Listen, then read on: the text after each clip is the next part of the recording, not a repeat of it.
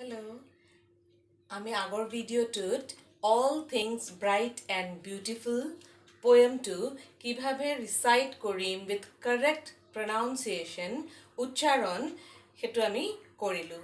এতিয়া কেইটামান আমাৰ ৱৰ্ড আছে যিকেইটা আমি নিজে ভালকৈ শিকিব লাগিব। সেইকেইটা অলপ ডাঙৰ।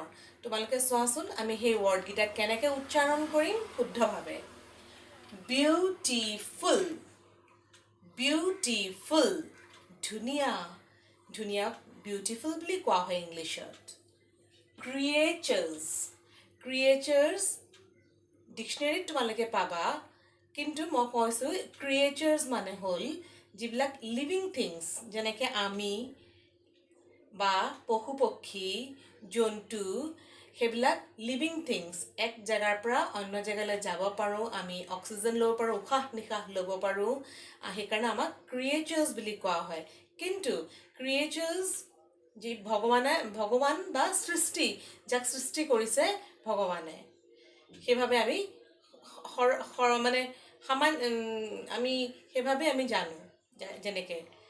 তাৰপিছত নেক্সটটো হ'ল ৱণ্ডাৰফুল। ৱণ্ডাৰফুল ধুনীয়া, গুড বা এনজয়েবল, যাক দেখি আমাৰ ভাল লাগে, ৱণ্ডাৰফুল। ফ্লাৱাৰ, ফুলক আমি জানো ফ্লাৱাৰ বুলি কয়। গ্ল'ৱিং, যিকোনো উজ্জ্বল, উজ্জ্বল, যেনেকৈ এটা লাইট জ্বলাই দিলে কি হয়, আন্ধাৰত যদি আমি লাইট জ্বলাই দিওঁ পোহৰ হৈ যায়। গ্ল'য়িং মানেও সেই তেনেকুৱাই, গ্ল' হৈ যোৱা, পোহৰাই তোলা। কালাৰ্ছ, এইটো প্লুৰেল ফৰ্মত আছে, ছিংগুলাৰ প্লুৰেল।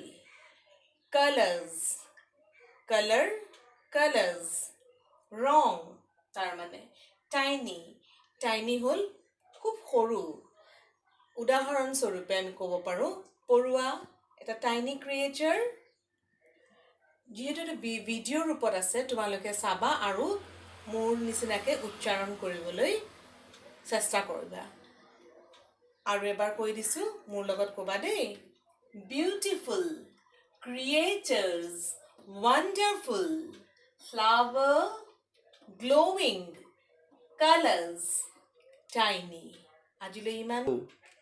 মোৰ নেক্সট ভিডিঅ'টোত মই All Things Bright and Beautiful poemটোৰ পৰা ৰাইমিং ৱৰ্ডছ উলিওৱাটো শিকাম।